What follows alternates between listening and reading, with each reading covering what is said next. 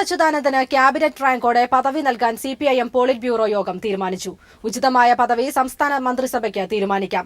അതേസമയം പശ്ചിമബംഗാളിലെ തെരഞ്ഞെടുപ്പ് നയത്തിന് പോളിറ്റ് ബ്യൂറോ യോഗത്തിന്റെ വിമർശനം.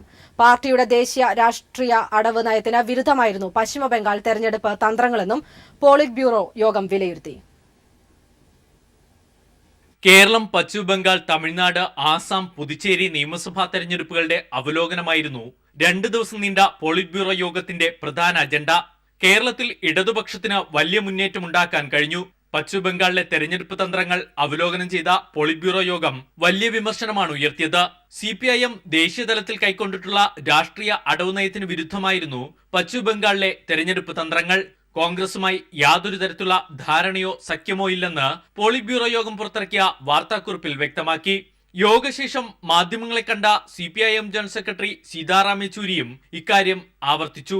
Electoral tactics that evolved in West Bengal are not in consonance with the Central Committee decision and the political tactical line of the party, which said that there would be no electoral alliance or understanding with the Congress party.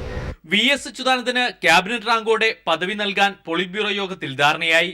ഉചിതമായ പദവി സംസ്ഥാന സർക്കാരിന് തീരുമാനിക്കാം. As far as Kerala and Comrade VS Achyutanandan is concerned, the government of Kerala legally will have to set the process rolling, which I believe has been set rolling. So you will know shortly. കേരളത്തിൽ RSS party പ്രവർത്തകർക്ക് നേരെ നടത്തുന്ന അക്രമത്തെ polit bureau യോഗം അപലപിച്ചു. VS അച്യുതാനന്ദന് പദവി നൽകുമ്പോൾ നിയമപരമായ എന്തെങ്കിലും പ്രശ്നങ്ങൾ ഉണ്ടാകുമോ എന്ന് ഇനി സംസ്ഥാന മന്ത്രിസഭ പരിശോധിക്കും.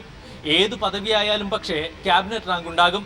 AKG ഭവന് മുന്നിൽ നിന്നും ക്യാമറമാൻ ശൈലേഷ് കലായിക്കൊപ്പം സന്തോഷ് സർലിംഗ്. പ്രവാസി മലയാളി ജോയ് വി ജോണിനെ കൊലപ്പെടുത്തിയതിന് പിന്നിൽ മകൻ ഷെറിന് അച്ഛനോടുള്ള അടങ്ങാത്ത പകയെന്ന് പോലീസ്. കൊലപാതകം ആസൂത്രിതമെന്നും പോലീസ്. പിതാവ് തന്നെ അവഗണിക്കുന്നതായി ഷെറിന് പരാതിയുണ്ടായിരുന്നു.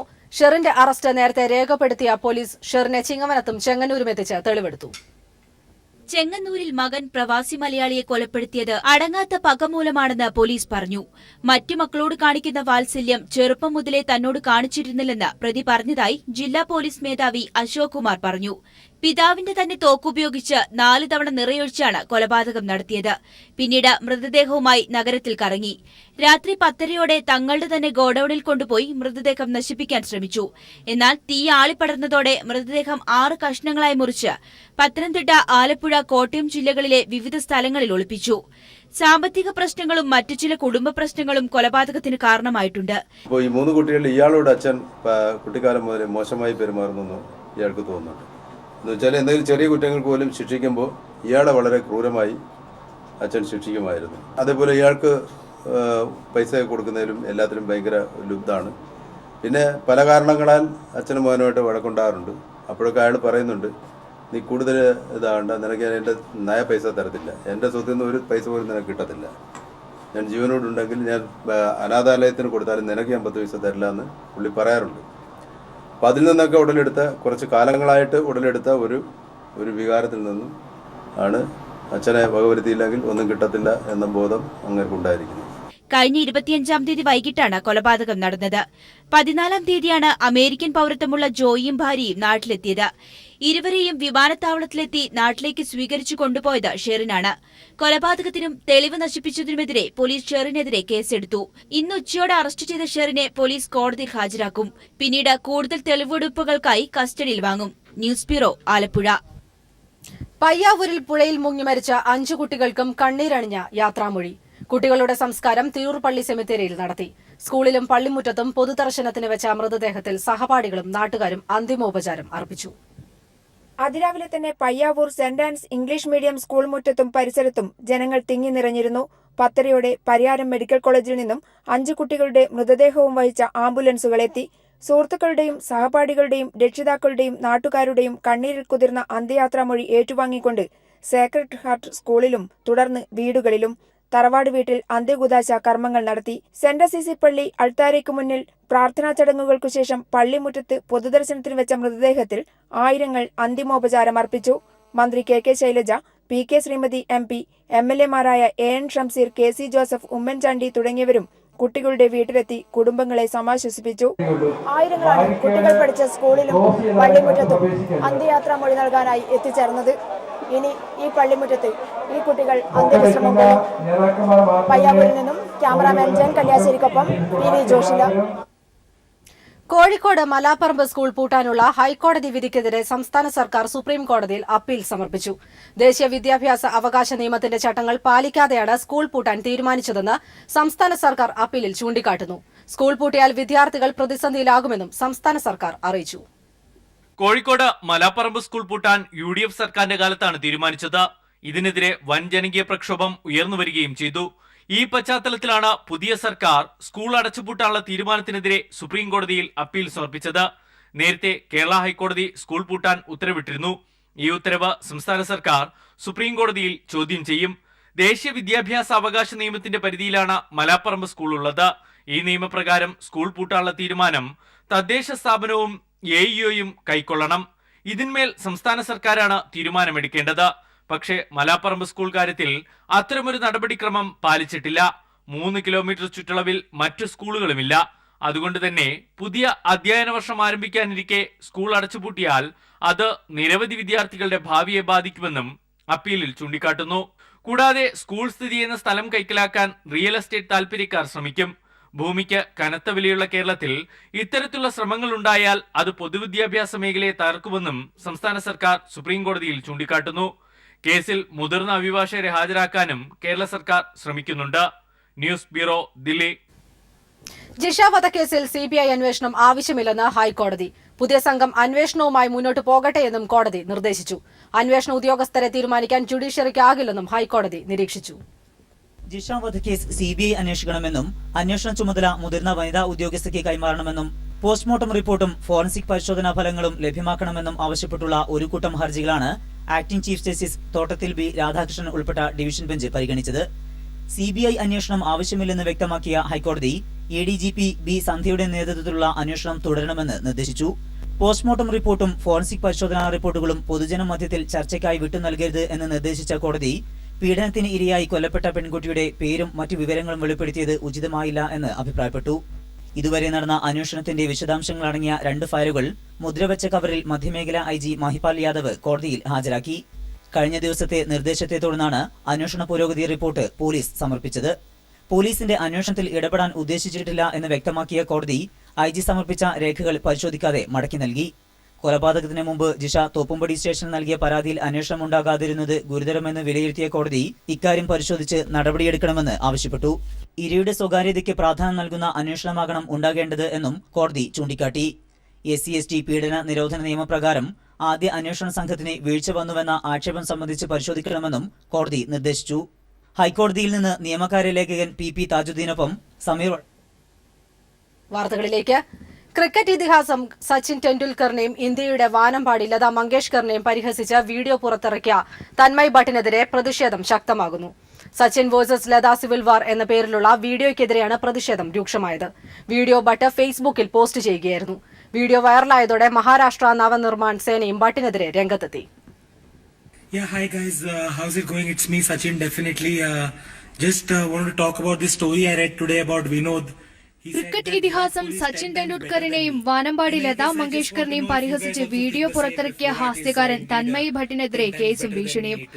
മഹാരാഷ്ട്ര നവനിർമ്മാൺ സേനയാണ് ഭട്ടിനെതിരെ നിയമ നടപടിക്ക് ഒരുങ്ങുന്നത്.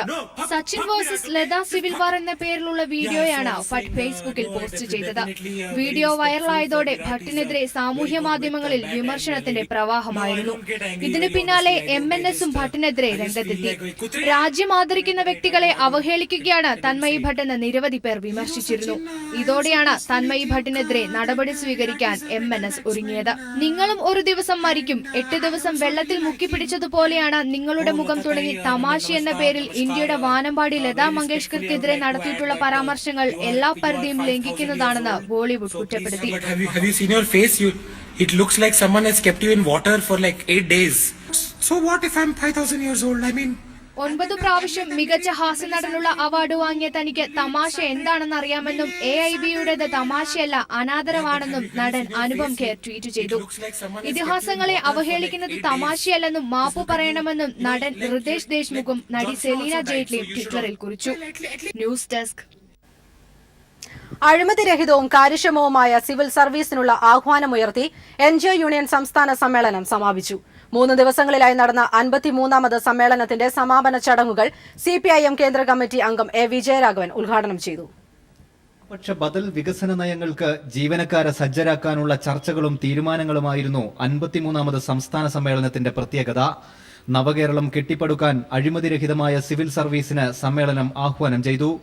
824 പ്രതിനിധികളാണ് 3 ദിവസം നീണ്ടുനിന്ന സമ്മേളനത്തിൽ പങ്കാളികളായത്. ടൗൺഹാളിൽ നടന്ന സമാപന സമ്മേളനം CPIM കേന്ദ്ര കമ്മിറ്റി അംഗം A. വിജയരാഘവൻ ഉദ്ഘാടനം ചെയ്തു. രാജ്യത്ത് അധികാരം ഉറപ്പിച്ചിരിക്കുന്ന തീവ്ര ഹിന്ദുത്വത്തിന്റെയും സാമ്പത്തിക ഉദാരവൽക്കരണത്തിന്റെയും അതിന്റെ പിന്നിൽ പ്രവർത്തിക്കുന്ന സംഘപരിവാറിന്റെ കാവ്യവൽക്കരണത്തിന്റെയും ഒരു കാലത്തിന്റെ മുകളിൽ ദേശീയ സ്വാതന്ത്ര്യ സമരത്തിന്റെ മഹാപൈതൃകത്തിന്റെ നന്മയുടെ പൂക്കളെ ആകാശത്തേക്ക് വളർത്തിയെടുക്കാൻ പ്രാപ്തമാകുന്ന തരത്തിലുള്ള ഇടതുപക്ഷ മുന്നേറ്റത്തിന്റെ ബബൽക്കാല സാധ്യതകളെ ഫലപ്രദമായി ഉപയോഗിക്കാൻ ഈ ഇടതുപക്ഷ ഗവൺമെന്റിന് കഴിയണം. അതിന്റെ ഏറ്റവും മുന്നിൽ, അതിന്റെ കൈത്താങ്ങായി, കൈവിളക്കായി ഏറ്റവും മുന്നിൽ നടന്ന് ജനങ്ങൾക്ക് വേണ്ടി നേതൃത്വം കൊടുക്കാൻ സിവിൽ സർവീസിന് കൂടി കഴിയുക എന്നത് എല്ലാവരും പ്രത്യാശിക്കുന്ന ഒന്നാണ്. CPI സംസ്ഥാന സെക്രട്ടറി കാനം രാജേന്ദ്രൻ, മന്ത്രിമാരായ മാത്യു ടി തോമസ്, AK ശശീന്ദ്രൻ, കടന്നപ്പള്ളി രാമചന്ദ്രൻ തുടങ്ങിയവരും ചടങ്ങിന് ആശംസകൾ നേർന്നു. ആയിരങ്ങൾ പങ്കെടുത്ത പ്രകടനത്തോടെയാണ് ജീവനക്കാരുടെ മഹാസംഗമത്തിന് കൊടിയിറങ്ങിയത്. News bureau, Malappuram. കലാഭവൻ മണിയുടെ മരണത്തിന്റെ അന്വേഷണം ഒരാഴ്ചയ്ക്കകം പൂർത്തിയാകുമെന്ന് പോലീസ്. മൃതദേഹത്തിൽ കീടനാശിനിയുടെ അംശം കണ്ടെത്താനായില്ല. എന്നാൽ ഹൈദരാബാദിൽ നിന്നുള്ള ഫോറൻസിക് റിപ്പോർട്ടിൽ വിഷമദ്യത്തിന്റെ സാന്നിധ്യം കണ്ടെത്തി. വിഷമദ്യം ശരീരത്തിലെത്തിയത് എങ്ങനെയെന്ന ചോദ്യത്തിന് ഉത്തരം കിട്ടിയാൽ അന്വേഷണം ഒരാഴ്ചയ്ക്കുള്ളിൽ പൂർത്തിയാക്കാനാവുമെന്നാണ് പോലീസ് കരുതുന്നത്. മഴക്കാലപൂർവ്വ ശുചീകരണത്തിനായി തലസ്ഥാനത്ത് വാർഡ് തലത്തിൽ പ്രവർത്തനങ്ങൾ ഊർജിതമാക്കുന്നു. മന്ത്രി കടകംപള്ളി സുരേന്ദ്രന്റെ അധ്യക്ഷതയിൽ ചേർന്ന ജില്ലാതല യോഗത്തിലാണ് തീരുമാനം. ശുചീകരണ പ്രവർത്തനങ്ങൾക്കായി എല്ലാ വാർഡുകൾക്കും 25,000 രൂപ വീതം നൽകാനും യോഗത്തിൽ തീരുമാനമായി. മഴക്കാലപൂർവ്വ ശുചീകരണത്തിനായി നടന്ന സംസ്ഥാനതല യോഗത്തിന്റെ നിർദ്ദേശപ്രകാരമാണ് തിരുവനന്തപുരത്ത് ജില്ലാതല യോഗം ചേർന്നത്. ജില്ലയുടെ ചുമതലയുള്ള മന്ത്രി കടകംപള്ളി സുരേന്ദ്രന്റെ അധ്യക്ഷതയിലായിരുന്നു യോഗം. എല്ലാ തദ്ദേശ സ്വയംഭരണ സ്ഥാപനങ്ങളിലും വാർഡ് തലത്തിൽ ശുചീകരണ പ്രവർത്തനങ്ങൾ ഊർജിതമാക്കാൻ യോഗം തീരുമാനമെടുത്തു. ഇവിടെ നിർദ്ദേശിച്ചിരിക്കുന്നതായിട്ടുള്ള ശുചീകരണ പ്രവർത്തനങ്ങൾക്കും അനുബന്ധമായിട്ട് നിർദ്ദേശിച്ചിരിക്കുന്ന മറ്റ് പ്രവർത്തനങ്ങൾക്കുമുള്ള ഒരു സജീവമായിട്ടുള്ള ഇടപെടൽ നമുക്ക് നടത്താൻ സാധിക്കണം. മാലിന്യ നിർമ്മാർജ്ജനത്തിനും ജലജന്യ രോഗങ്ങൾ തടയാനുമായി അടിയന്തര നടപടികൾ കൈക്കൊള്ളാനും തദ്ദേശ സ്വയംഭരണ സ്ഥാപനങ്ങൾക്ക് നിർദ്ദേശം നൽകി. ശുചീകരണ പ്രവർത്തനങ്ങൾ ആസൂത്രണം ചെയ്യാൻ തദ്ദേശ സ്ഥാപന തലത്തിൽ യോഗങ്ങൾ ചേരണം. ശുചീകരണത്തിനായി ഓരോ വാർഡിനും 25,000 രൂപ വീതം നൽകാനും യോഗത്തിൽ തീരുമാനിച്ചു. കളക്ടറേറ്റിൽ നടന്ന യോഗത്തിൽ ജില്ലാ കളക്ടർ ബിജു പ്രഭാകർ IAS, ജില്ലയിൽ നിന്നുള്ള ജനപ്രതിനിധികൾ എന്നിവർ പങ്കെടുത്തു.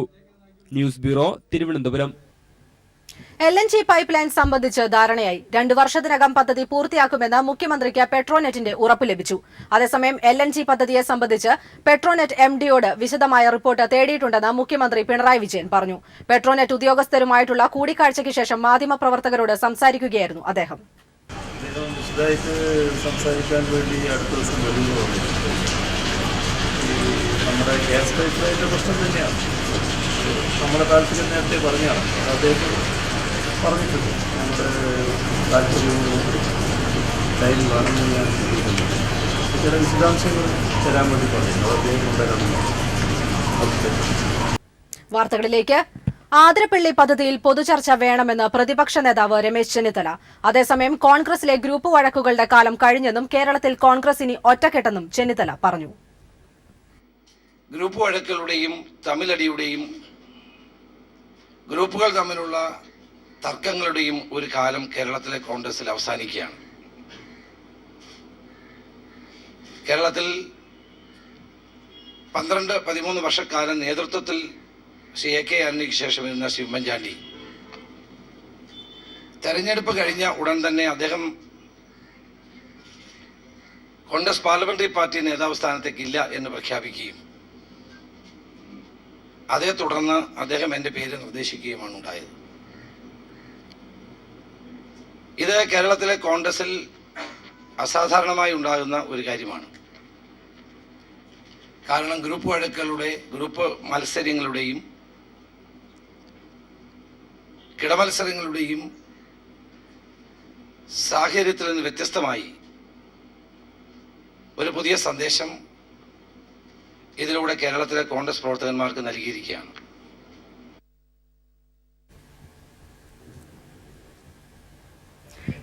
പാമുലിൻ കേസിന്റെ വിചാരണ ജൂൺ 23-ന് ആരംഭിക്കും. കേസ് ഇന്ന് തൃശൂർ വിജിലൻസ് കോടതി പരിഗണിച്ചെങ്കിലും മുൻ ചീഫ് സെക്രട്ടറി ജിജി തോംസൺ അടക്കമുള്ള പ്രതികൾ കോടതിയിൽ ഹാജരായില്ല.